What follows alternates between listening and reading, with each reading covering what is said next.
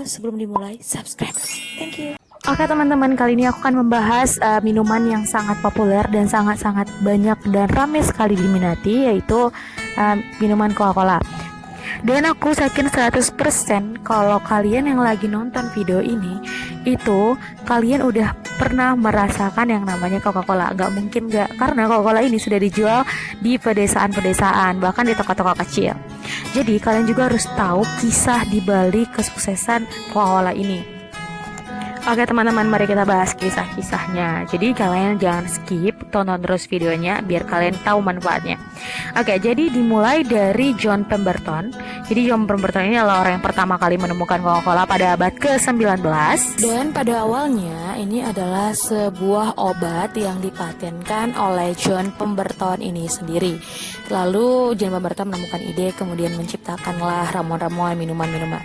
Nah, jadi kisah sedih John Pemberton ini yaitu dia harus meninggal karena bangkrut dan dia menjual seluruh haknya terhadap Coca-Cola ini kepada suatu perusahaan. Nah, mari kita bahas lebih dalam. Jadi, John Pemberton lahir pada 8 Juli 1831 di Georgia.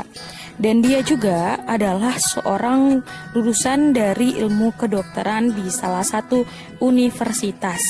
John Pemberton bergabung dalam salah satu barisan pertahanan Georgia yang merupakan bagian dari tentara konfederasi karena pada saat itu ada perang sipil di Amerika Serikat. Nah, hal itu juga yang mengakibatkan John Pemberton jatuh sakit dan menderita luka parah dan sangat-sangat parah, sehingga dia setiap saatnya harus meminum obat yang membuat ia menjadi kecanduan. Lalu John Pemberton berinisiatif untuk membuat suatu ramuan yang didapatkan dari tanaman koka yang dicampurkannya dengan gula untuk menghilangkan kecanduannya terhadap obat, yaitu morfin. Karena dia bergantung dengan obat ini untuk menghilangkan rasa sakit yang ia rasakan. Ia pun mencoba membuatnya dengan mencampurkan tanaman koka dengan biji kola sehingga menghasilkan ekstrak Coca-Cola. Dan Pemberton berpikir bahwa ia bisa menjual minuman ini. Dan saat kemudian ia mengemas semua minuman ini, lalu kemudian diserahkan kepada beberapa toko, dan ternyata ada beberapa toko yang sangat menyukai minuman ini.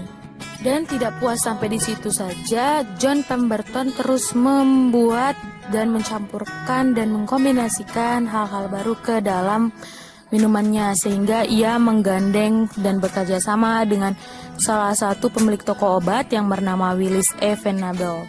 Dan Coca-Cola ini terus dipasarkan sehingga berkembang. Dan di tengah kesuksesannya itu, ternyata dia belum bisa melepas dari kecanduannya terhadap morfin ini tersebut.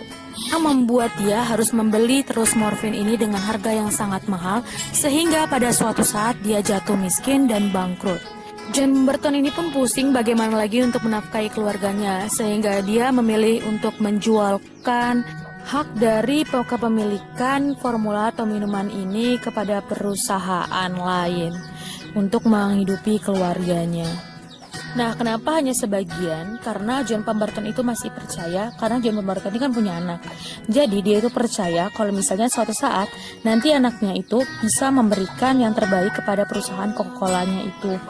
Dan nama dari anaknya ini adalah Shirley Pemberton.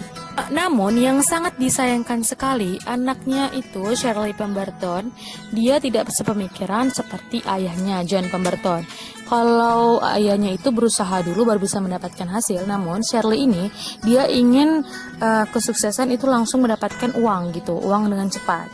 John Pemberton semakin pusing sehingga dia dan anaknya Shirley Pemberton menjual semua hak paten perusahaan Coca-Colanya ini kepada suatu perusahaan bernama Asa Chandler. Dan pada bulan Agustus 1888, John Pemberton yang telah sakit selama bertahun-tahun akhirnya meninggal karena kanker.